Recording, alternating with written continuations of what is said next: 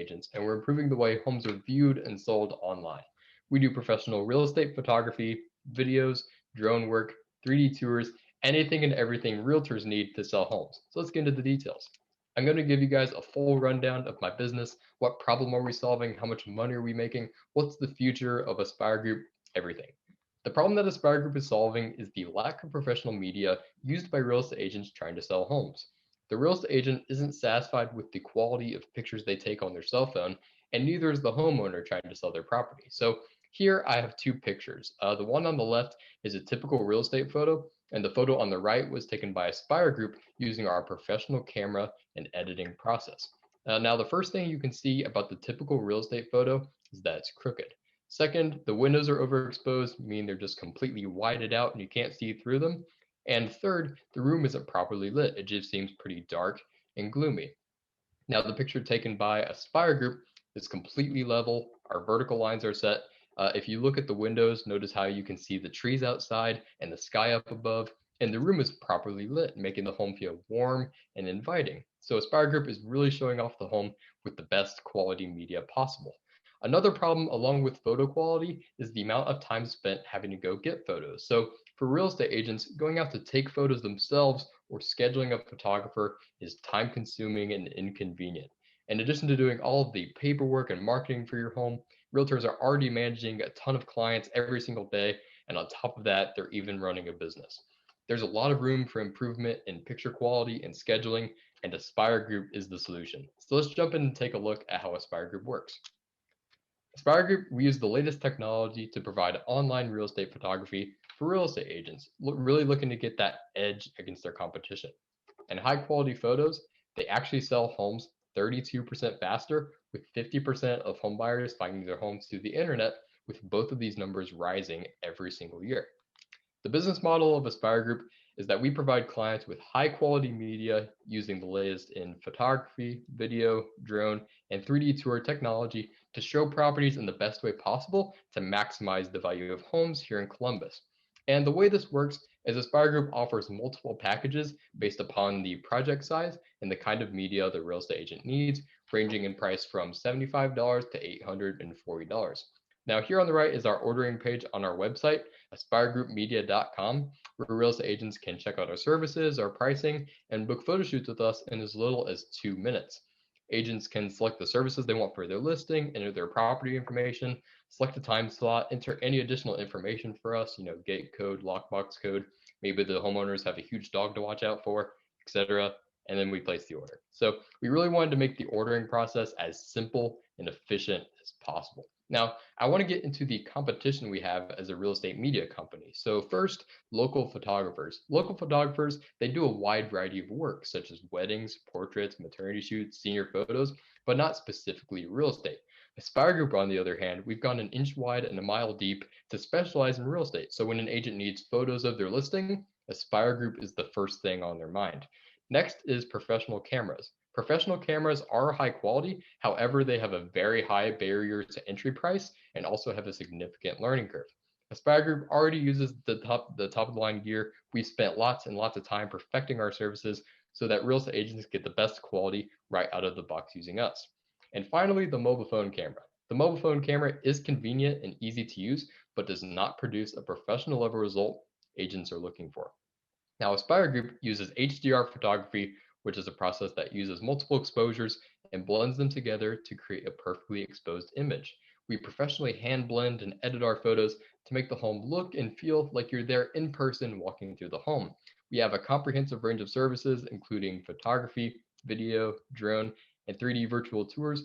We use the latest technology to give our clients the best possible result, and we specialize in real estate. That's all we do. We have easy online scheduling that only takes a few minutes, and I'm FAA Part 107 certified, which is required for commercial drone services. Now, who is Aspire Group for? So through doing market research, we found that in the last 12 months, there were 720 homes sold in Columbus, Indiana. And we then broke that down into 3 different categories based upon the amount of listings agents are selling. So starting with light blue, agents selling fewer than 4 listings. These are the agents who may just be starting their careers or may just be a realtor as a side job.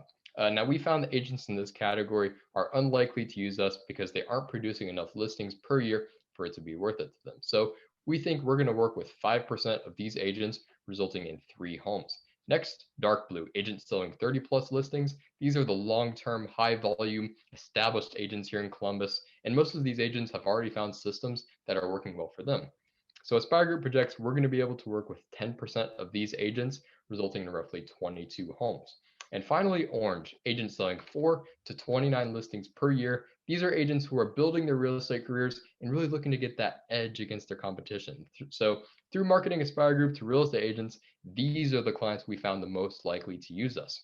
And Aspire Group projects we're going to be able to work with 20% of these agents, resulting in 91 homes.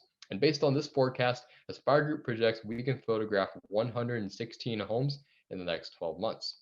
Now let's talk profitability. So through working with real estate agents, we found our average order price to be $200. So photographing 116 homes for $200 each will result in $23,200 in revenue for Aspire Group in the next 12 months. So here is a graph of our services that make up the percentages of our revenue. So photos make up 46% of our total revenue. We found this is definitely the most popular service, and it's definitely the most common and most versatile on every home that you see. Next is drone, making up 37% of our revenue. And finally, video makes up 17% of our revenue. Now, here's some information about our profit margins. So up to this point, Aspire Group has been fully self-funded. And in just our first month of selling our services, Aspire Group grossed $875 in profit with very minimal marketing. And Aspire Group is expected to have expenses totaling $1,200 in the first 12 months, including things like equipment and monthly service costs. And after all expenses, Aspire Group is expected to generate approximately $22,000 in profit in our first year.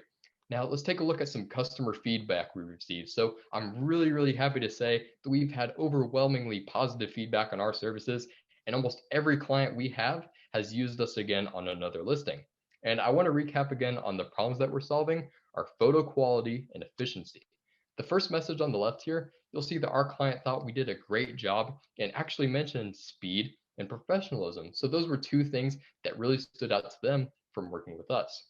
This next one, Aspire Group was challenged kind of with a not so glamorous house, but you heard it from our client here. We got the best angles of an awkward layout, and from this listing, this client has used us for multiple listings just this month. And this last message, this is a realtor that Aspire Group did a shoot for, and they actually sent our information over to another agent in their office looking for a drone photographer. So referral business is one of the most effective ways we've gotten our business. And the only reason clients would refer us is because of how great and how valuable our services are. Our clients have also requested that we implement additional services, and those include twilight pictures and 3D virtual tours, which we now offer in packages realtors can purchase from our website. And every single client we work with, we always ask them for feedback. If there's something we can add or something we can improve on, we really want to care for our clients and always give them that best possible result so that they can succeed in their business. The next steps for Aspire Group will focus on improving our marketing game. We will continue to increase our existing online presence on Facebook and Instagram, and we'll also focus on print media by ordering things like flyers, stickers, business cards that we can deliver to brokerages here in Columbus. And I plan to order custom Aspire Group apparel that we can wear when meeting with clients or going out to photo shoots to really start building up our brand as a company. And we're working to get meetings set up to give presentations directly to brokerages so that we're going to be able to work with a lot more agents. My goals for the next 2 to 3 years are to grow Aspire Group to a full-time business and to hire my first employee. Aspire Group will also be giving employment opportunities to high school students here in Columbus taking photography and video classes. So students, they're going to be able to work with Aspire Group to really build their skills as a photographer, videographer, drone pilot, and I really wanted to give more kids my age that real world work experience that's especially hard to find at this age. And every year, Aspire Group is going to choose 3 local small businesses and offer our services free of charge to put their businesses in the online spotlight. I'm really excited about the direction my business is going, and I'm having a ton of fun doing this. So this is really awesome to see some traction starting in my business, and thank you for your interest in Aspire Group. Good job. Yeah. Excellent. Great job, Jay. Does anybody have any questions?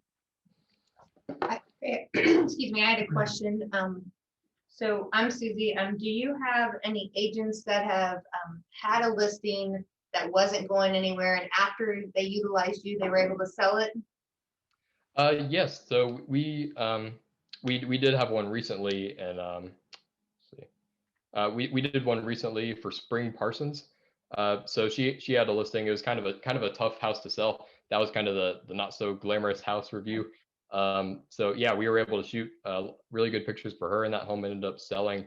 I think 2 weeks after we did those, and especially trying to take pictures of kind of a not so glamorous house on your cell phone is really hard to do. So having professional gear to do that, it really kind of shows off the home in a lot better light. Great, thank you. Trey, what's your background in? Are you a photography guy? Is that how you got into this? Are you more like a real estate passion? Like, where'd this come from? Yeah, so I've been interested in photography and video and drone for probably about 3 years now. I'd say I got my first drone probably 3 years ago, and I've just kind of stuck with it since. I've always been kind of the drone guy. So I thought this summer I really wanted to find a way to make some extra money. So my parents' friend was actually a realtor, and I thought I could offer my services to them because just browsing photos on Zillow, I've seen a lot of the pictures on there aren't the best. So I thought I could do a lot better job. So I decided to offer my services to real estate agents. I had one more. I'm sorry. No, you're. Trey, I'm always interested in where the names come from. Where does Aspire come from? Yeah, so I was kind of brainstorming names with my parents. We probably spent a long time coming up with a name. So I really wanted to have kind of a mountain in my logo. So my original one was going to be peak media, like the peak of a mountain. But I decided Aspire Group, just so you you want Aspire to be the top. And I really I just found a liking to having a mountain in my logo because it shows starting from the bottom, getting to the top. So that's kind of where the symbolism came in. Great, thank you.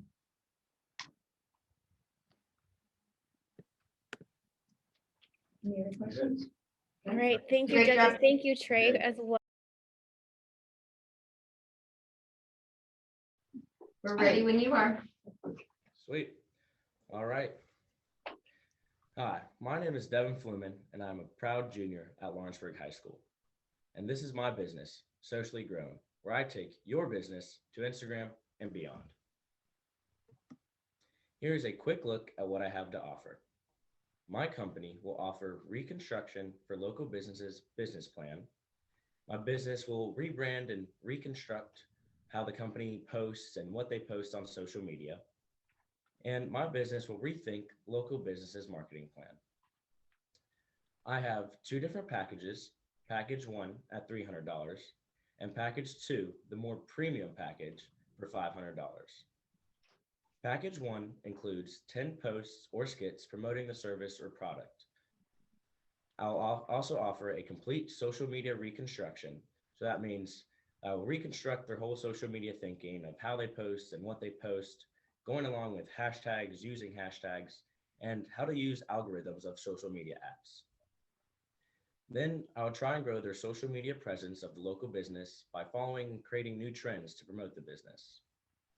For package two, at $500, I will include 20 posts or skits promoting the brand, service, or product. I will offer a complete reconstruction of the company, obviously including social media. With that said, I will reconstruct the company's business plan, marketing plan, social media marketing plan, and also their financial plan if I have permission to do so. Then I'll also grow their social media presence by following trends, creating our own trends, using trendy TikTok sounds and hashtags. And now to the thing that makes this package the premium package is I'll create opportunities for the local business to be more in tune and interact with the community, whether that be Berg Nutrition, a local Herbalife shop setting up shop in the Lawrenceburg Community Center, just to fuel athletes with the right nutritional values and vitamins that the athletes need, and just to get their name and face out there, because who doesn't like to shake hands with a local business owner? Gives the company a more personal feel. To my marketing scheme. These are just some ideas that I bring to the table when I meet with local businesses for the first time. Yes, not all of these work for every company. For example, a taste test, not such a good idea for the gutter butler. But a promo code works because they've been here and they're going to stay here. And who doesn't like 10, 15, or even 25% off their online order? And another main part of a marketing scheme nowadays are TikToks. TikTok is this new social media app that has 15-second or 60-second videos.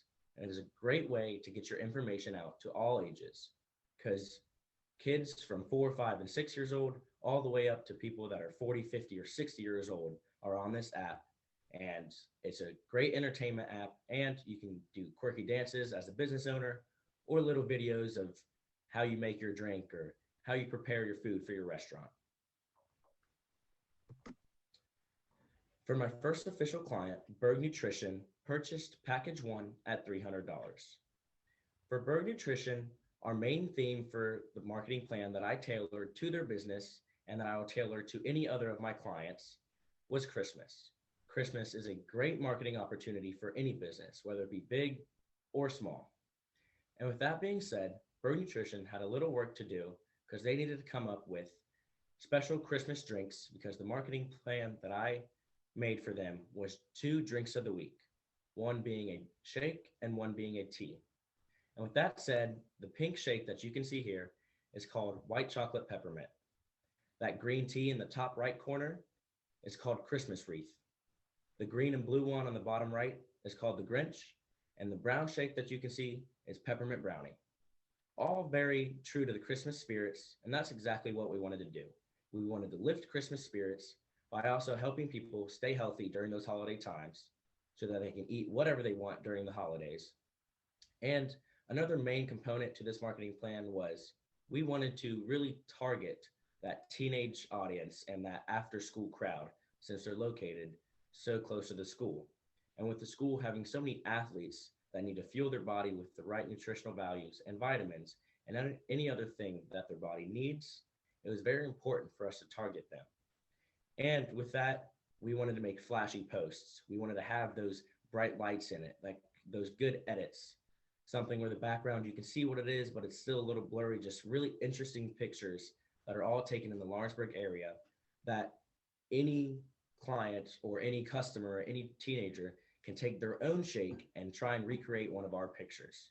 That's what really spoke to the teenagers and that after school crowd. For customer validation is something that as a business owner is very important, whether it be a small business or a big business. And with customer validation and having a good reputation is very important because if you have a bad reputation, you won't have any returning clients or new clients, which equals no money, and no money equals bankruptcy. And as a business owner, you never want to hear that word. As you can see here in this slide, I sent a couple of questions to Danica Brinley, the owner of Berg Nutrition. She was able to answer these. I'll give you all a quick minute to look at these answers and the questions. If you have any further questions after this, feel free to ask them after the presentation.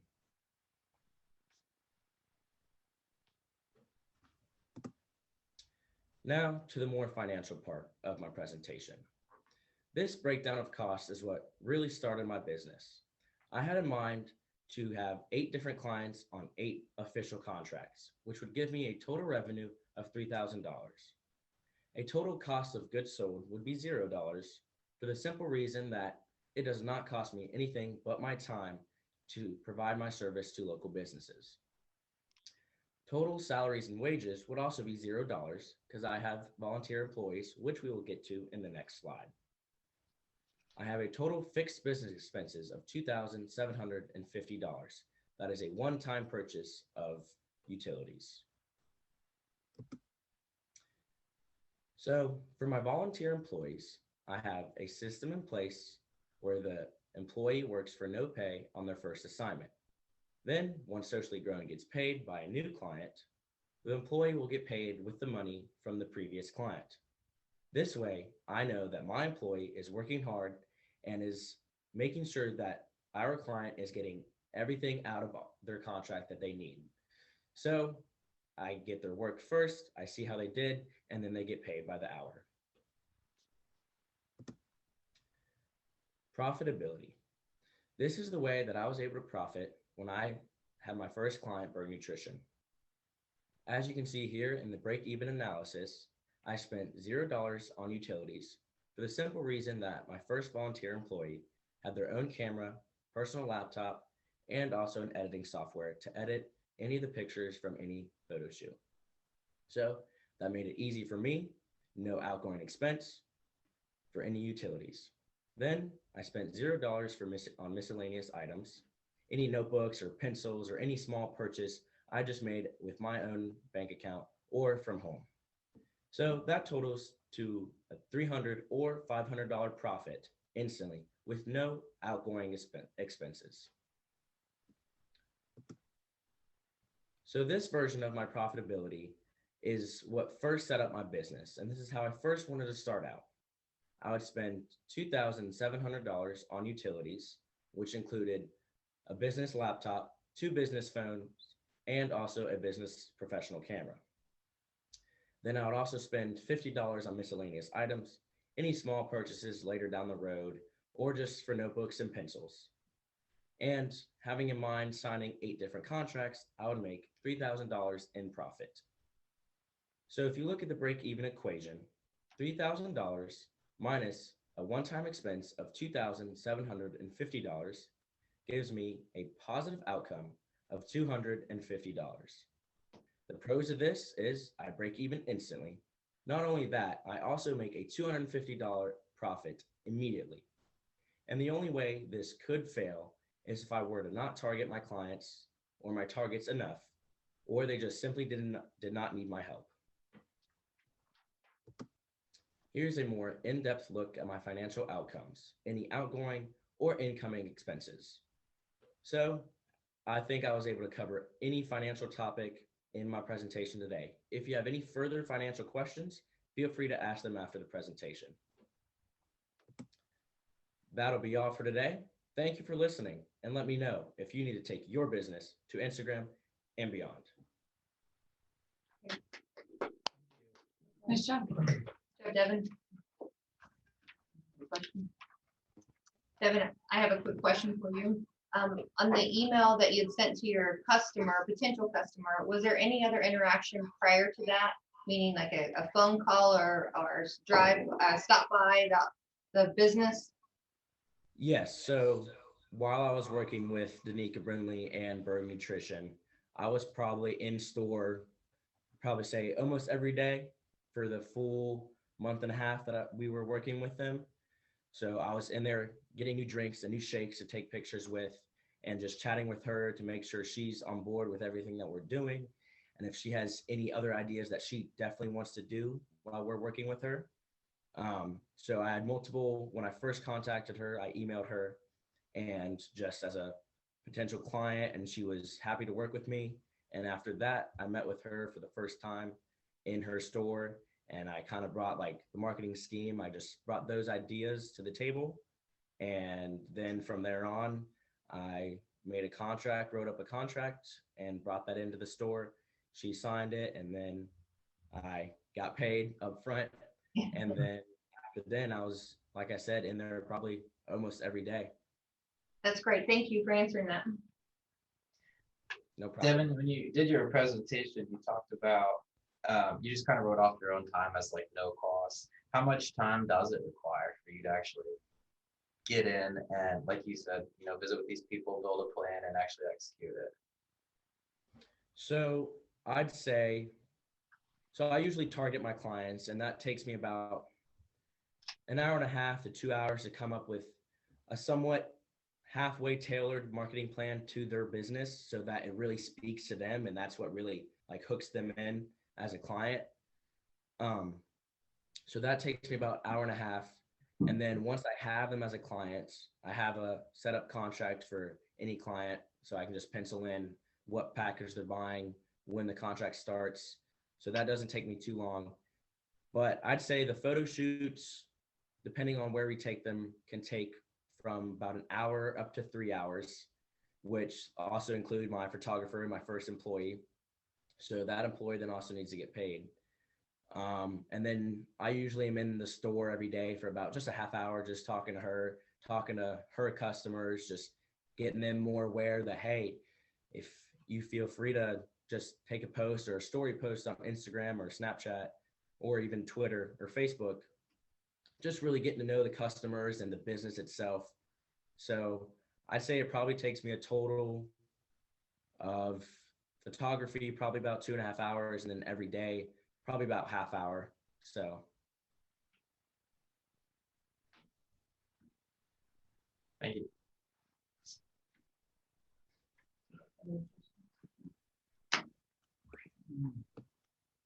All right, judges, do you have any other questions? No, great no, job, Deb. no further questions, unless you want to let me know if you want to take your business to Instagram and beyond. Nice finish. Sounds great. All right, thank you, Devin. All right. We have many things in common, in particular, one being that we both have a cistern and share in the problems that come with owning one. Having our own unique and personal experiences with cisterns, we were able to apply our knowledge to help similar people. We experience these problems every day, and sharing this understanding provided the perfect opportunity for us to solve these problems with our product. We are solving the problem of having to walk outside in the pouring rain to open your gutters, and the problem of sometimes missing this opportunity and as a result being low on water. We have done this by creating an automated gutter opener and rain gauge. This device will open your gutters, and when the rain has stopped, the device will close your gutters and reset for the next rain shower. In order to understand our product, a basic understanding of how a cistern works is needed. A cistern is a tank underground that is filled with rainwater and is used as an alternative to city water. When rain falls, it first runs off of the roof into the gutters. For those without a cistern, this water simply flows down the downspout into the ground. However, with a cistern system, the downspout is flipped by a diverter. The diverter has a lever that can be flipped one way to divert the water to the ground and the other way into the cistern. You're probably wondering, why shouldn't I just leave the lever flipped so the rainwater always goes into the cistern? Well, during the first few minutes of a rain shower, water will wash dirt from the roof and into the gutters. And if the gutters are open, this dirt will be going straight into your cistern. This video shows the gutters being cleaned and the dirty water that would be entering your cistern if it was open.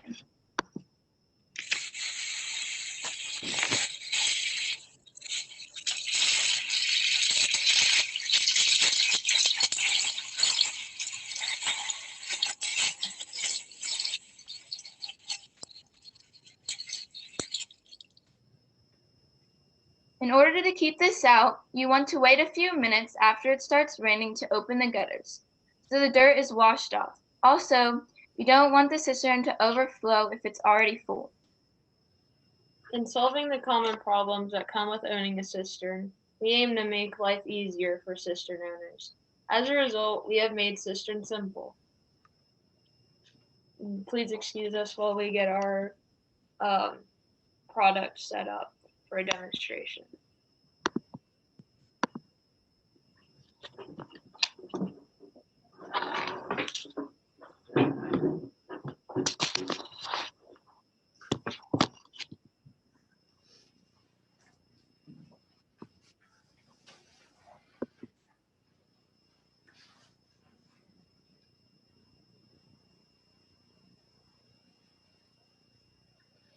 When it begins raining, the gauge will start counting. As you can see, the gauge now reads 1/100th of an inch. During this time, the roof is being washed off. Once it has reached 2/10 of an inch, the gutter butler will divert the rain to the cistern and begin filling it with clean water. Once the rain has stopped for 12 hours,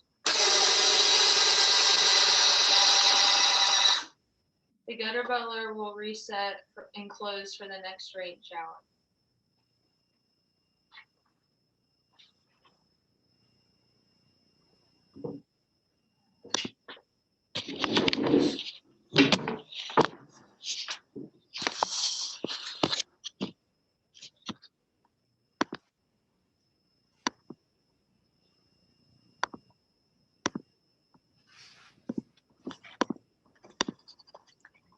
While designing our product, a problem came to our attention that not everyone has a different gutter and cistern setup.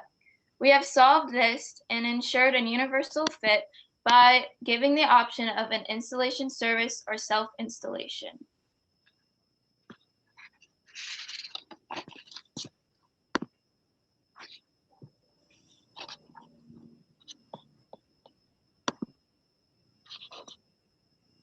The purpose of our business is to increase the efficiency of catching rain and to make the water healthier by keeping dirt and other harmful substances out of it. Our product will also increase interest in owning a cistern. More people will want to have one if the process is easier. Increased interest means a bigger market opportunity.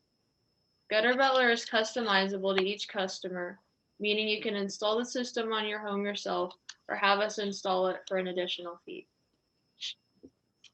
Our main competition is the First Flush Water Diverter. This is a cheap and simple device and requires seasonal maintenance. Gutter Butler requires no maintenance, includes a rain gauge, and has a universal fit, and comes ready to install with the option of an installation service.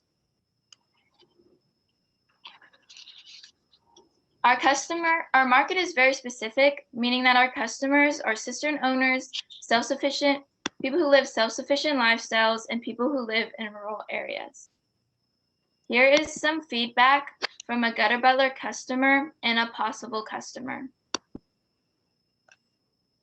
Hi, I'm Robert Liskey. I am Lana's father and have had Gutter Butler installed for a few months. What are some of the problems that you have experienced with owning a cistern? Getting enough clean rainwater and having to clean out the cistern periodically. And has Gutter Butler solved any of these problems? Yes. Being automatic, we're able to catch all available clean rainwater. And the water being cleaner, we will not have to clean out the cistern as often. And finally, would you recommend Gutter Butler to other cistern owners? Yes. Being it has made owning a cistern a lot easier. Hi, I'm Rhonda Hogue. I'm Maddie's mom. What are some problems you have experienced with owning a cistern? The biggest problem we've experienced is keeping our cistern clean and sanitary. Do you think that this product would be beneficial and make owning a cistern easier? I do believe it would be beneficial by eliminating the dirt that would get into our cistern. Would you personally buy this product?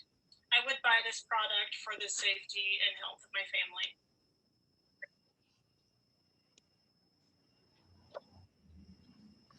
You can find us on our website or contact us with our phone number. As for marketing, we will start by advertising on social media platforms such as Facebook and Instagram. Moving forward, as we grow, we will advertise in self-sufficient and home improvement magazines such as Mother Earth and This Old House. We will also advertise on radio as we realize most of our customers come from rural areas and may not have access to internet or TV. Our main production site currently is our garage. The assembly of Gutter Butler is done by ourselves and by our mentor. This is the best option for us as we are getting started and we are starting small, and this will require minimum expense. The total cost of parts to produce one unit is $101.41. As we plan to produce 100 units in our first year, our cost of production for the first year is expected to be $10,141. We are selling the Gutter Butler for $199.99 each, with an additional fee for installation if you choose to do so. seeing as we are selling 100 units for our first year, our projected first year revenue is $19,999. Our startup costs include costs for a production site, employees, and raw materials. We have determined that there will be no cost for a production site or employees when we are getting started. So this leaves us with the cost of $10,141 for materials. As for our first year operational costs, we are setting aside $1,000 for marketing and any other costs we may have. Taking our costs from our revenue, our projected first year profit is $9,858. Our main step moving forward is to obtain a patent. And then we would like to upgrade to a better production site. And with a better production site, we'll need more employees. And finally, we would like to add better features to Gutter Butler, like a device that will tell you the level of the water in your cistern. Thank you for this wonderful opportunity. And we would like to open up for any questions you might have at this time. Good morning, ladies. A quick question for you. When you talk about the revenue and you talk about each unit being at $199.99, what does it cost for someone to have you install it? What's the cost to the customer? So it depends on how far they live from us. So if they live further away, it's more of a cost because of gas. So it just kind of depends on how far away they are. Okay, so if you do installations, and that will increase your revenue. This is revenue just if you were just selling the product. Is that correct? Yeah, this is without the installation fees. Thank you. Ladies, thanks for your demonstration on the device. That was pretty cool. I'm a nuts and bolts kind of guy. What's going on with the device? That looks pretty high tech. Was there a digital piece involved with that? Yeah, so the actual part that opens it is called an actuator, and that was the most expensive in our production costs. But then there's a gauge that'll count the rain, and then it'll send a signal to the actual box that will be inside someone's house, and that will send the signal to the actuator to open it up. Is that a wired connection? Yeah, it's a wired connection, but we were thinking about in the future making it wireless. That's my question was going to be, is that solar powered or not? I had another question. When you talk about your patent, I know that's next steps. Do you have money set aside for a patent attorney, or is it something you all will be doing on your own? It'll be something we're doing on our own. Have you ladies worked with an engineer, or did you develop this on your own, or have you had other insight, like an engineer or somebody to help you create this? Yes, so our mentor is an engineer, and he helped us a little bit. And then I also contacted a family friend who works with developing products, and he gave us some estimated costs on how we could buy stuff in bulk. Great, good. And obviously both of you have cisterns. I've never even heard of one, so thank you for educating me on that. What do you do with that water that's in there? So basically it's used for all the water in your house. So for your shower and from your sink, basically all of your water comes from the cistern, and the cistern is filled with the rainwater that comes in from the gutters. So it basically is like a replacement for city water. Gotcha. I have lots of questions. This is very interesting to me. How big of a customer base or potential customers are out there for you all? Well, they're more common in rural areas. So Indiana has quite a few. Okay. And as we get bigger, we are thinking about branching out farther. And I know California has a lot, but more for just watering, because they don't use it for their houses, but they use it for irrigation and stuff because of how lacking of rain they get. So it's very important to have like a good system to water. And we both have on both of our roads, pretty much everybody has a cistern. So certain areas, it's rare to find somebody who doesn't have one. So there's actually quite a few people who do. Great. Yeah. Where I live, it's pretty hard. Like we thought about when we first moved about getting city water, but it would be like such a huge expense to actually have that installed at our house. So everyone on my road has a cistern. Gotcha. Thank you, ladies. What about as far as like wells go? What's your competition there? Are you trying to market to areas where you can't drill a well, or is it just kind of more of an affordable option as opposed to drilling a well? Well, it's probably more, well, wells are just not as consistent as a cistern. Yeah, I just found where you can do them. And then also, I was going to ask one more question. I'm sorry. On your product and your design, is it something that you have to be there for it to be working, or is that something that if you go on vacation or if you install this in a cabin where you don't live there, it's working while you're not there?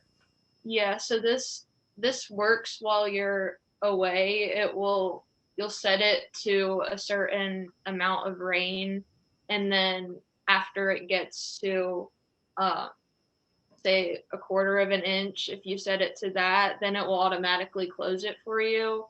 And then once it stops raining for 12 hours, it automatically closes it back. So it's kind of, if you didn't have it, you would have to do it yourself.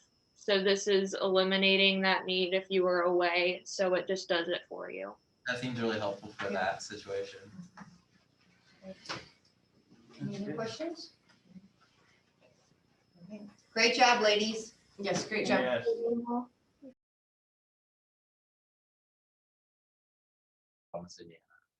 Good morning, Maggie. I'm Susie Bruin, the Executive Director for the School Foundation here in Columbus. Jason Belk, I'm Area Sales Manager for Sprague Hotel Developers. Hi, Maggie. Carrie Story with Aggressive Storms in O'Leary. I'm an accountant there, and you may begin when you're ready. Thank you. Well, I'm Maggie Connell. I am a senior at Seymour High School, and I'm the creator of Sunset Vistas. I'd just like to take a minute to give credit and to thank my mentors, Mackenzie Bailey, Lisa Stark, Marvin Veach, and Jim Gray. What am I? I'm an independent retirement community, not a retirement home or assisted care facility. The main difference between the two is that Sunset Vistas will allow independence and freedom to create your own schedule, unlike a long-term care facility where you are put on a certain schedule. Ask yourself this question: would you or your family member ever retire in Seymour, Indiana, based on what Seymour has to offer? In reality, more and more retirees are moving closer to their children and families so that they can be involved with their family and grandchildren. The benefits of staying close to family and friends are that you avoid the new home cost, land or construction costs, and all the time involved to manage a property. It provides a simpler and stress-free life. Moving away from your hometown to either be closer to grandparents, parents, or having your grandparents move away complicates things a lot. Having to find new jobs and even new schools in a friendly neighborhood, safe for your family to live, and help to care for a family member. The easiest option would be to have them to move to a retirement community where they can live a stress-free life. A unit in Jennings County recently developed one similar to my vision. Theirs was 44 units, 22 single and 22 double beds, charging $4,500 a month. This seems like a lot, but that's including all the amenities along with 3 meals a day and no worries on maintenance or personal lawn care. Mine would be similar. Mine is 40 units, 38,000 square feet, 20 single rooms and 20 double rooms at a building rate of $135 per square foot. With a charge of $4,500 per month, it's totaling out to be a $5.1 million project. Within 5 to 6 months, the retirement community near us in County Away filled capacity, getting 25% by the first 3 months, then to 50% by 5 to 6 months, And by 9 months, they were at 90% of their $5.1 million total. That community later on sold to an investor from Indy for $7.2 million. One of the greatest aspects of the retirement community life is having the time to be devoted to hobbies and activities you enjoy. If you are a golfer, you can work on your golf game whenever you'd want. If you're a reader, imagine all of the time that you would have to enjoy your favorite authors or books. Even though people are entering the retirement age, no longer work, they still want to remain sharp and keep learning. They want to have a more active lifestyle, not just the physical activity. They want the challenges that come with about learning new things and feeding their minds as well as bodies. Active adults want community classes and lectures so that they can learn new skills about interesting topics. On their quest to stay healthy and mobile during retirement, active adults have increased their requests for walking paths and biking, which are said to be must-haves in the community. So the big question, how do I, a 17-year-old, do this? Two options are I can hire a management team that specializes in running independent facilities. These exit national or local companies. Management fee is included in my operating costs that we will get to. Use initial or permanently. For the finances, a conventional bank loan for 80%, outside investors and venture capitalists for the remaining 20%. The SBA and bank loans for the 90%. My startup. I can qualify for a conventional bank loan that'll cover 80% of my startup costs and include my building costs as well, which is the $4.2 million. My option for the less over 20%, there are two different ways I could go. I could go with two separate investors, both loaning $500,000 to make my leftover $1 million. This way I don't have the liability in the development. Or I can go with an SBA 504 loan. The pros with an SBA is that it would take my 20% investment fee and drop it down to only 10%. Cons is that the bank charges a quarterly loan fee, whereas an SBA charges a higher loan fee, along with the time frame being longer, up to 6 months to even receive your SBA. An SBA is something that makes a big time investor stay away. They see that and all they think is liability and issues. So my best option to get the remaining $1 million would be a conventional bank loan. My financial data. Projected by the numbers, the total cost is $5.13 million. How I got that is I took the square footage, times the building cost of $135 per square foot, and that equaled out my $5.1 million. My conventional loan will cover 80% or the $4.1 million. The remaining 20 comes from my outside investors of the conventional bank loan. And my current interest rate for favorable to these projects in research is 4%. Loan term would be a 20-year term.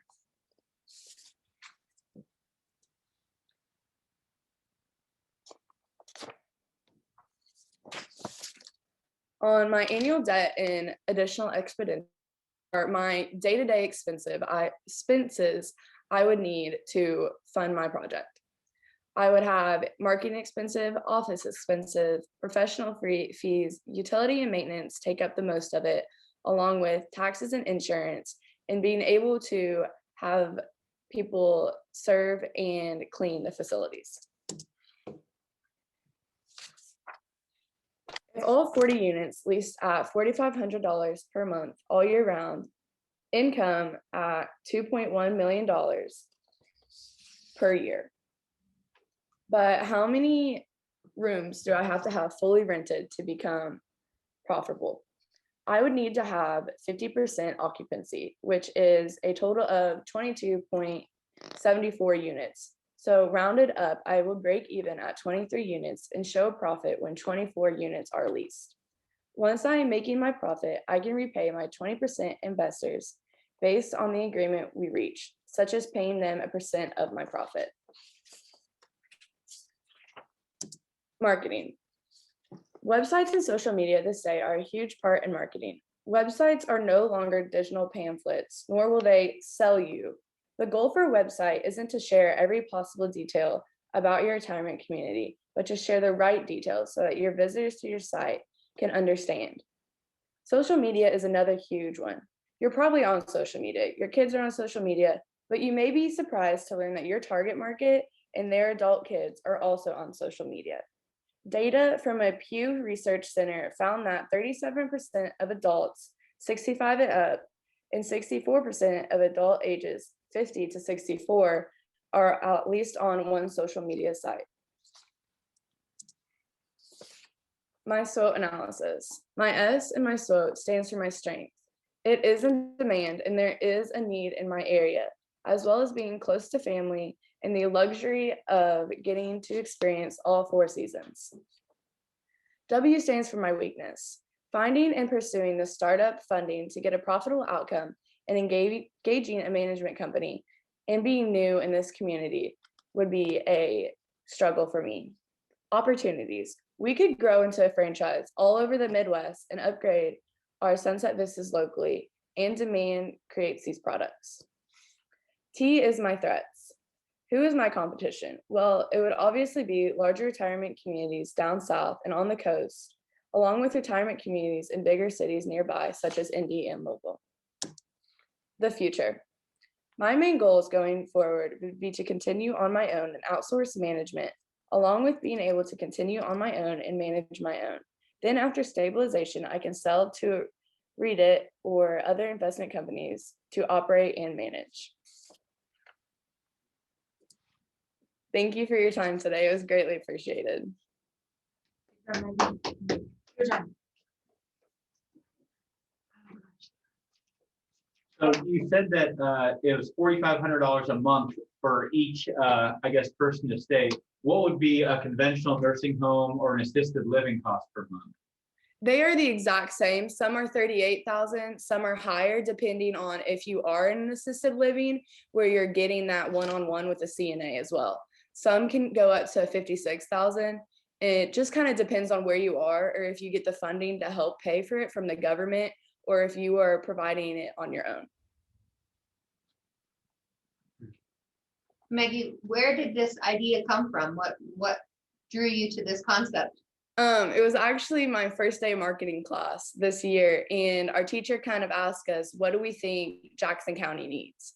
And she went around the room and asked everybody, and a lot of people had taken my other ideas, and I kind of thought to myself that we don't have big retirement communities like I'd see when I went down in Florida. So that's kind of how the idea just happened. And I have another question of, so with that loan, how would you secure that loan? And why would a bank give you a 17-year-old the money? I could have, me as 17-year-old, I would have to have an 18 or older adult. So I could have a legal guardian who would sign onto the loan with me. Okay, thank you. That is how I would get it, yes.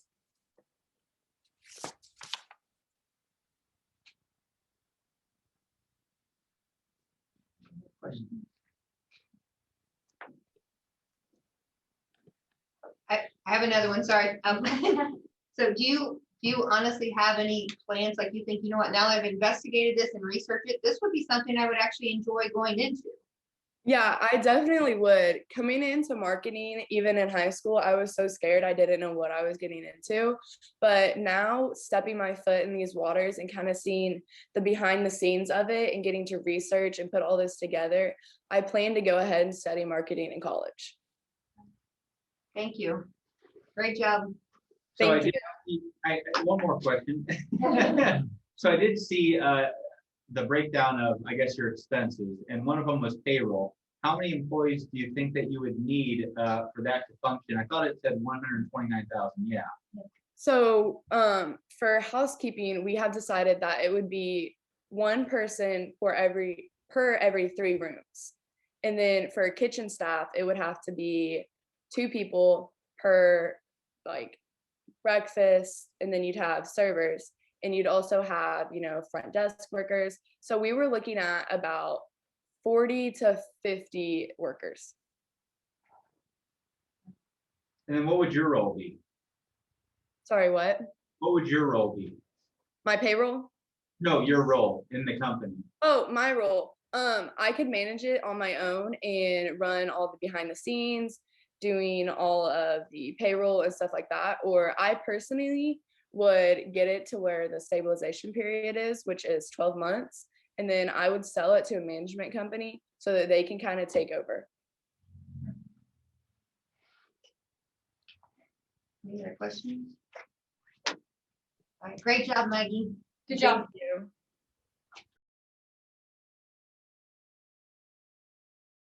All right, nice to meet you guys. All right. So, on a cool summer night in July of 1969, my mom wasn't even 6 months old when her mom, my grandmother, took her outside on their farm in Hagerstown, Indiana. And she was holding her in her arms and showed her the moon as Neil Armstrong took his one small step down from the Lunar Command Module onto the surface of the moon. The Apollo 11 moon landing is without a doubt one of humanity's greatest achievements of all time. And it wouldn't have been possible without one crucial component, and that is the Apollo guidance computer. So this computer was responsible for performing maneuvering calculations that the astronauts wouldn't have been able to do in real time. So when you think about it, a lot of humanity's recent engineering feats wouldn't be possible without computers. In fact, one might say that computers are the root of innovation.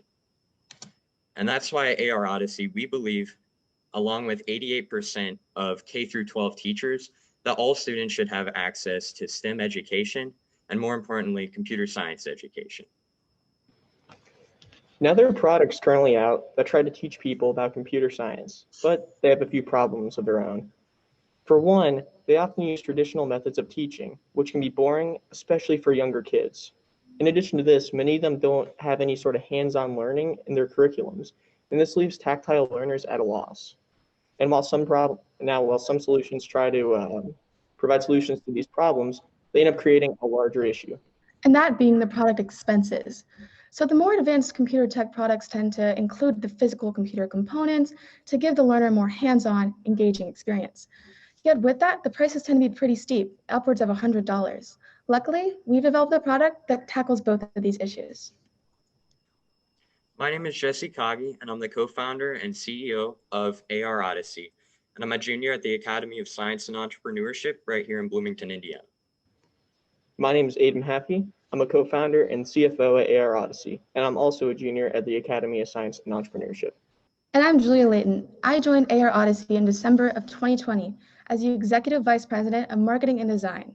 I currently go to Bloomington High School North as a junior. So I want to give you guys an overview of how AR Odyssey Chip Edition works.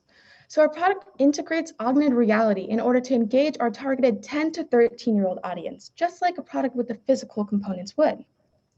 Augmented reality is a type of software that overlays virtual objects into the real world that's viewed on a mobile device.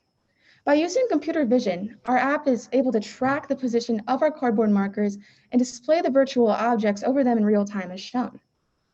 As a learner looks through the Lens app, they see a virtual layout of computer parts displayed on the marker as shown here. We know that may sound pretty confusing, so we'll show you what we mean. So this is the current iteration of our app. We began development using personal editions of the software that we were able to access. So we've tested it on Android and iOS devices to make sure it runs smoothly. And what you can see here, we have a back button. So we have a little bit of the UI worked out, and we have some 3D models that can be interacted with, and we've added music. So we've started building up a framework for this app, but we don't have any of the lessons yet. So we plan on writing a curriculum which will incorporate in, and this is going to be an educational app to teach kids about computer science in an effective, engaging, and accessible manner.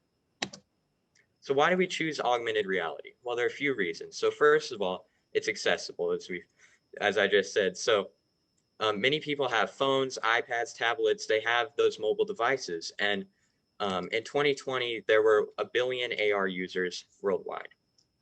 So additionally, according to a study by NeuroInsight, AR users will experience a 70% increase in information retention when opposed to learning on a screen. And they'll also experience a 45% increase in focus. And we feel that these are things that are especially important to our 10 to 13-year-old audience. So there are three pretty simple steps when using the product. The first is the activation step. So you will able to unlock the curriculum using a key code. You find that, inside the package of the tracker under a peel back sticker similar to a pill container. We added these extra steps to minimize the possibility of piracy, such as counterfeit trackers. Once the user activates their unit, they'll be able to choose from up to 14 lessons that address 7 of the Indiana computer science education curriculums. So whether it's from learning about basic computer logic to learning about specific computer parts, this will cover it all. And this is really where an intuitive menu design comes into play, because we don't want anything interrupting our students from immersing themselves into computer science education. So once our learners choose a lesson, they'll be guided through it by a fictional artificial intelligence called CHIP, which stands for Computerized Human Intelligent Processor. So CHIP is going to be a character that voices over these lessons as the students make their way through it. And this is something that you don't see in a lot of these STEM curriculums. And we feel that for a range of ages, this is going to be something that will really engage the kids and, give them something a little more exciting than reading paragraphs on the screen. And then if they want additional information, there will be an informational window on the right that will allow the kids to get some more info that the character might not cover. So now that we know kind of what we want to do for our final design, we have to make sure that there's a valid market for it. So we decided to research our competition. And this is really for two reasons. The first one is obvious because it shows us what we're up against. But the second one is that it can prove that there's a viable market if the market can already support competitors for us. So we've made a list of 4 of our key competitors, and we made a list of 4 principles that we believe are necessary in order to create a product that is engaging, accessible, and affordable. Now, you might see that our competitors meet 1 or 2 of these criteria, but the AR Odyssey Chip Edition, our product, can meet all 4. So I wanted to get some feedback from our primary demographic in order to feel more confident about how our product would work in a classroom. So one found that the accessibility was nice, as most kids or their parents have access to a mobile device. They also liked the virtual aspect of the product. They said it reminded them of like a video game. So that was very good for the overall engagement, as it doesn't give off the vibe of being a stagnant, dry learning style. We also liked that someone said that the simplicity was very nice. We made sure the curriculum was pretty simple in order to prevent students from stress or discouragement while going through the course. So once we had that feedback in our hands, we decided that we would build that feedback into our app and make something that reflected what the kids wanted. So if you have a kid, you might remember these rubber duck keychains from the Jump Rope for Heart for the American Heart Association. A lot of elementary schools participate in this fundraiser. And the kids told us they loved collecting these ducks, and they don't really mean anything. They're just, collectible items, but the kids loved it, and it really motivated them to raise more money, thousands of dollars. So we decided we would implement a point-based system within our app that would keep kids motivated. So as they complete a lesson, they'll earn points, and this will keep them going down the line and continuing the work that they're doing. So although the 10 to 13-year-old users of the product are very important, the actual customers must have an interest in initiating buying the product. So in a survey done by Harris Interactive, 50% of parents chose STEM as an ideal career for their child.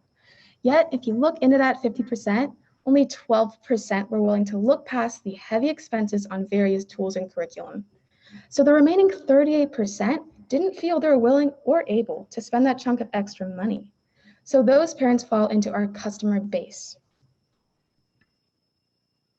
So now we know who's going to be buying our product, who's going to be actually using it. After a bit of research, we settled on 10 to 13-year-olds being our prime age demographic. And we did this for 2 reasons. 1, a study cited by Harvard University states that 10 to 13-year-olds have exceptional neuroplasticity, meaning that they're able to pick up and learn new concepts quickly and with ease. The second reason is that 10 to 13-year-olds are likely to be new to STEM and computer science subjects, so an introductory learning tool targeted towards them is really a no-brainer. But we wanted to get some specific numbers. So we started off basic, with how many 10 to 13-year-olds in the United States are interested in technology. We found just under 5.8 million potential users. We narrowed it down further to how many of those who have access to a mobile device so they can actually run our app, and that narrowed it down even further. Finally, we got to our final point, which is how many of those have internet access. And then we ended up with a final figure of just under 5.2 million potential users. But how are we actually going to get our products to them? Well, we have 3 avenues of planned distribution. The first one is going to be through third-party retailers like Event Network, who are responsible for supplying stock to museum gift shops around the country. In fact, a few of them you've probably heard of, like the Museum of Science and Industry in Chicago. Now, we plan to make $3.50 of profit per unit sold to the third-party retailers, which, once you see our next numbers, might seem like a little less than the other profits, but because they want to make an 80% profit margin and we want to reach a larger audience, we think it's well worth it. So the next avenue is through classrooms. We'll sell it at an educational discount and probably in bulk packages of 20 units so they can outfit the entire classroom without having to buy individual units for it. And we'll make $17.50 a profit per board sold. And then finally, we plan to sell through Amazon to individual users.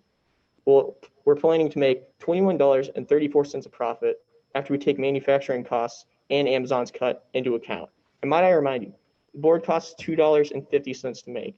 So we're making quite a bit of money regardless of the avenue. And while the physical board costs $2.50, that's not just the physical board, that's the app development costs as well that we've included in there. So this is a very inexpensive product for us to make, and we're able to pass those savings on to the consumer, and that's very important to us. Absolutely, Jesse. So we did some educated estimations, and we found that if we fully utilize each one of these distribution methods, we can have a projected first-year revenue of $162,000. But this doesn't mean anything if we're not making a profit, but luckily, we are. After taking our costs into account, be it manufacturing, advertising, and other startup costs, we'll make $111,000, actually over that amount. So that number proves that our company can be viable. So as we've been making our way through this project, we want to give special thanks to the many individuals and organizations that have helped us along the way. It wouldn't be possible without them. We don't have the time to read everyone off, but these are just a few people. And this has been an international project. We worked with Raspberry Pi. They make a single board computer out of the UK. And then people right here in Bloomington, Indiana. So just we want to give thanks to those people because it really wouldn't have been possible without them. At AR Odyssey, we believe that the democratization of STEM learning is the most important thing to ensuring a better future for all.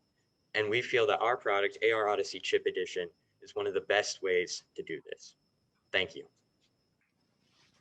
Okay. Great job. Thank you. Hi guys, I'm Susie. I have a couple questions for you. One is about when you talk about the packaging for this for the classrooms and you put it at 20. Majority of our classrooms here in Columbus are about 24 to 26. Is that something that you all have looked at? Because I know different schools have different student teacher ratios, but just curious as to where you came up with the 20. Yeah, we actually were looking at the average class size, and we thought that 20 units would be about average for the average school, but that's actually a very good point that you brought up. This is by no means set in stone. We are just using that for a nice rounded number that we could give you guys to show that we're planning to sell it in classroom packages. And I appreciate the discount aspect. That's very, very forethoughtful of you. Thank you. Yeah, so in addition to that, as we progress more and start to branch out beyond just schools, organizations like yours with smaller workshops and things like that, we want to have a more concrete model that allows people to maybe drag a slider showing how many they have in their class and they can order that many units. We just chose 20 because a simpler model right now it will be beneficial for us and make it easier to package these things ahead of time and just iron out some of those logistical difficulties. I appreciate that. Thank you. Yeah, you're welcome. Anyone else? Are there any other questions? I have another one. Okay. You talked about your kind of voice of the parents and the students. Was there, and I may have missed this, but did you talk to any teachers or superintendents or curriculum specialist in the school districts? We have actually. So actually, Aiden, do you want to answer that one? Yes, in fact, we're actually talking with our school principal right now, and she's talking to superintendents and other sort of principals to see if we can conduct a minimum viable product test once we actually have our physical product ironed out. And this way we'll be able to get actual information about our product specifically and see how effective it is at teaching other classrooms. Yeah, so going off of what he said, so we plan on conducting an in-classroom interview with these students, and obviously with current restrictions, that's very difficult right now, considering this is a physical product. It's really hard to get that firsthand market validation as much as we wish we had it. But we've talked to teachers. We're actually doing this for partly for a school project. We started it beforehand, but then we started an entrepreneurship class at school. So we thought might as well kill two birds with one stone. So yeah, so we're crossing in between the two with parents, with teachers, and then talking to those students as well. Great, thank you. You're welcome. How long have you guys been developing this? Did I miss that in the presentation?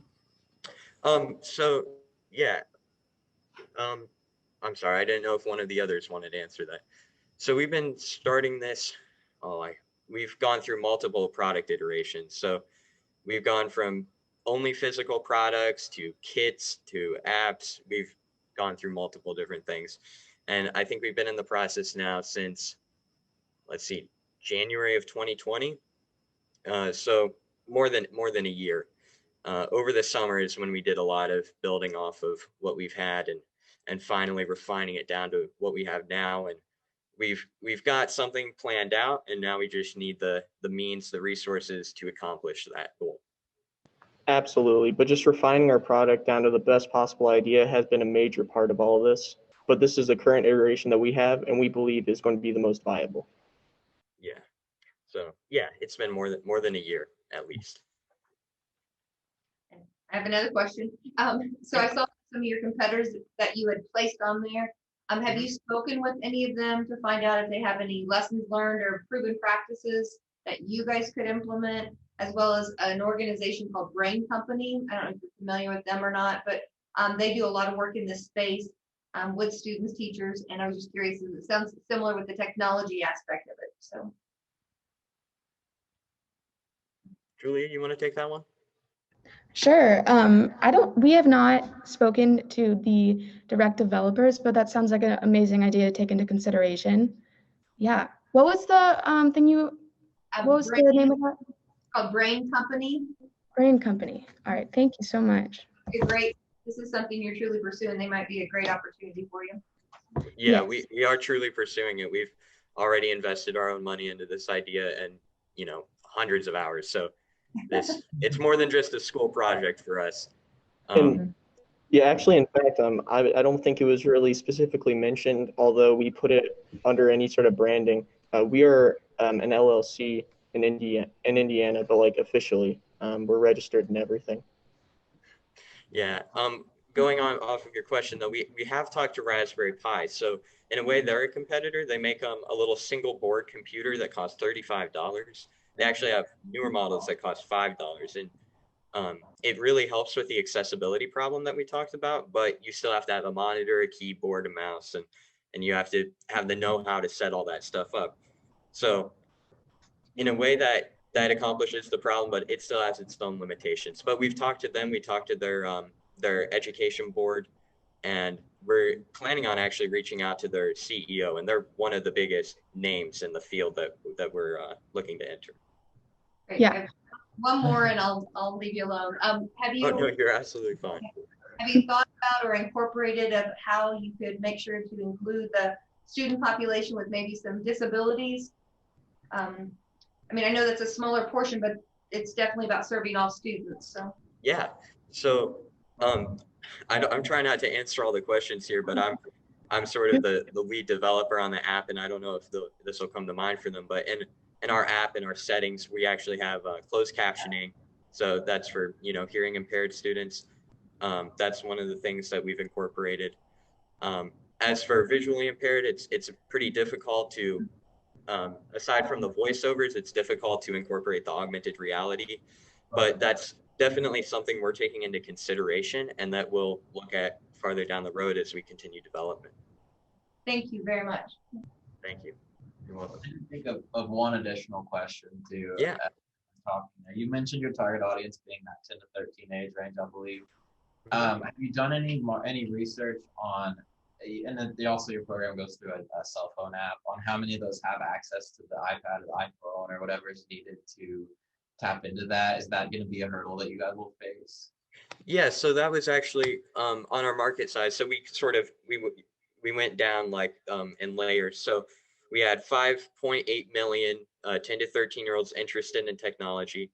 And then with access to a mobile device, that's 5.2 million. So this is based off of our total addressable market model that we formed earlier in the year. And of course, in addition to that, we also wanted to know how many of those had access to the internet, because although many people have access to the internet, there is still a portion that would not. So we wanted to take that into account. But generally, that's not a huge inhibitor for us right now. Although if that becomes a problem in the future, like more into the far future, we might find some way to tackle that. But as of right now, it's not limiting us a whole lot. So we think that it's acceptable right now. Thank you. All right, thank you guys. Anyone else? All right, that's great, guys. Yeah, thank you. Yeah. Good job. All right. Thank you.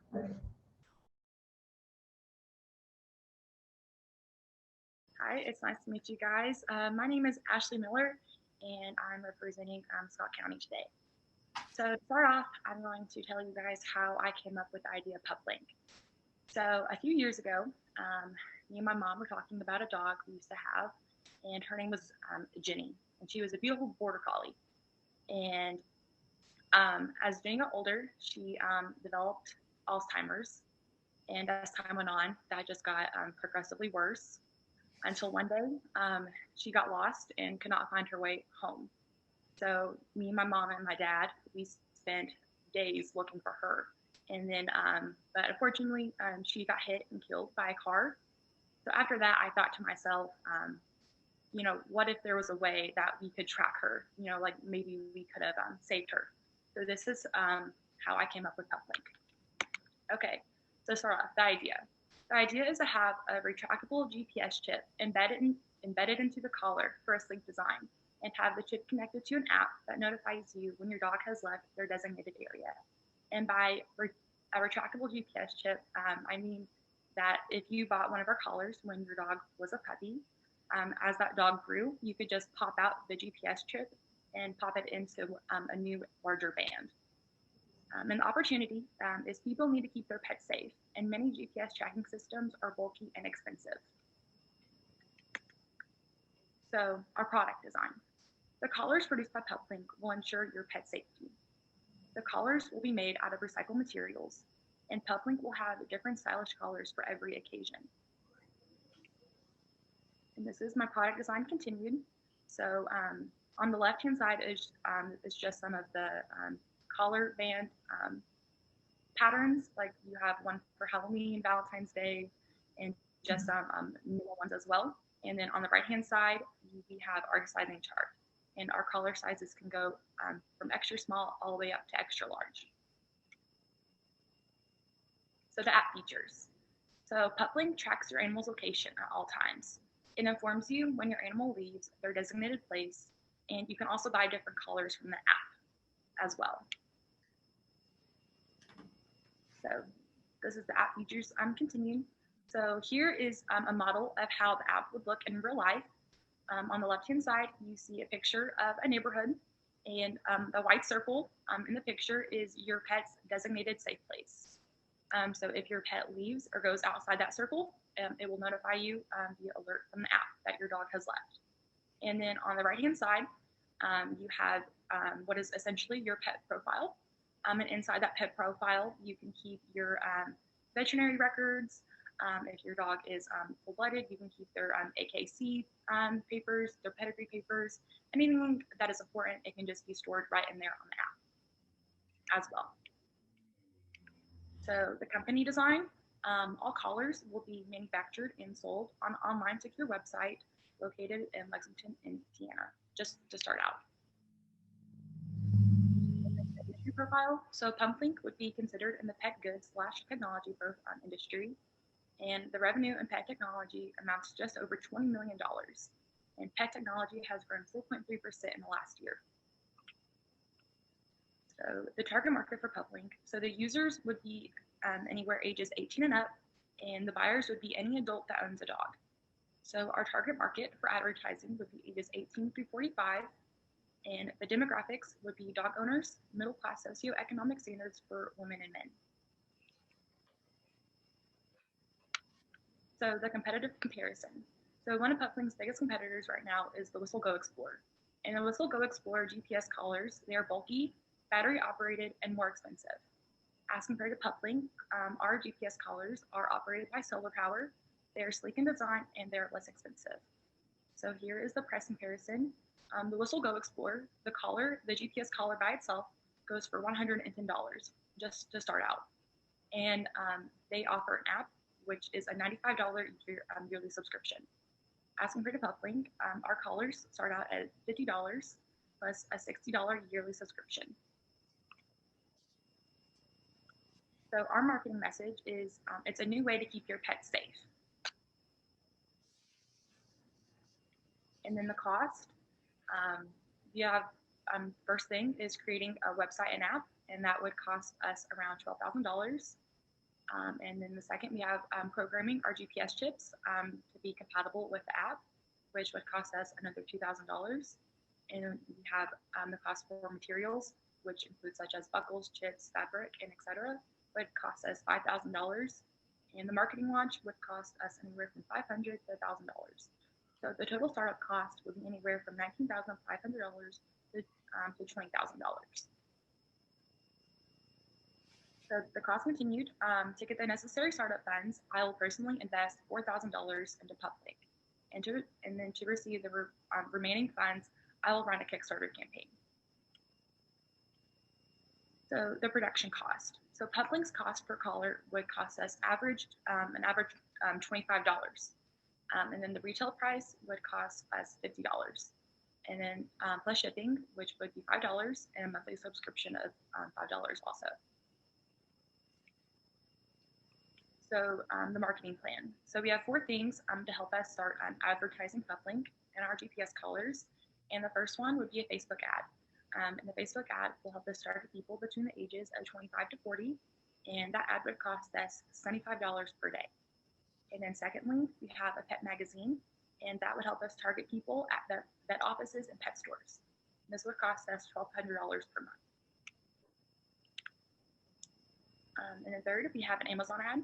And the Amazon ad will help us target people who search in the words GPS or pet supplies. And this would also cost us $25 a day. And then finally, we have a direct mail campaign. We can use both my Facebook and Amazon ads to receive contacts, then offers special deals or free shipping so they will purchase my product. And this would cost us $15 a month. So just some customer validation. Donna Miller said, PumpLink GPS collar sounds like it would be a stylish way to keep our pets safe. With us living in the country, we would be able to know our pet's exact location at all times. And Joni said, I like how PumpLink wants to revolve around technology. If these were on the market, I would definitely purchase one for my hunting dogs. And then lastly, Amy Ferguson said, with us having a lot of animals, PumpLink would be able to keep our pet's location at all times. And this sounds like a great concept. So looking forward into PumpLink, we will get technology help with the programming of our GPS chips. We will create our app and web design. And then next, we will produce a collar prototype and then get an EIN number and then finally launch our product. Thank you guys for listening. If you have any questions. Great job, Ashley. Good job. I'll start off, Ashley, if you'll take a question. So do you have like a prototype model that you've built and have you tested it out and how has that worked? Like specifically with you going to the solar, that's a neat idea. But have you had any issues on like maybe a cloudy day or a dog with fur that covers it up? Any issues like that you've run into? Yeah, as of right now, we have not made any prototypes just because of the cost. that it would take to produce them as of right now. But yes, I have considered about, what if it was cloudy, and then what if, the dog's fur did cover it up. So to help with the battery issue, they could also have a battery backup just in case if it was cloudy, or if it, if the solar chip broke or something, it could have a backup as well. And then as to the fur, I think that the band would be large enough to where, like, if the fur did get in the way, it wouldn't be an issue. On the same lines, then you mentioned it's like an app that you track the chip with, correct? Yes. Have you started developing that yet? How's that? Do you have one that's actually available to? Have you tested that at all? As of right now, no. I'm still in the process of trying to find the perfect way to create that and stuff as of right now. Hi, Ashley, it's Susie. I really appreciate the recycled material aspect. That was a good bonus on there. Where would you secure your materials from that aspect? Just to start out, we have local crafts stores around that sell recycled material. But if this did take off and we did expand, I would look for a way to outsource that. Gotcha. Thank you. You're welcome.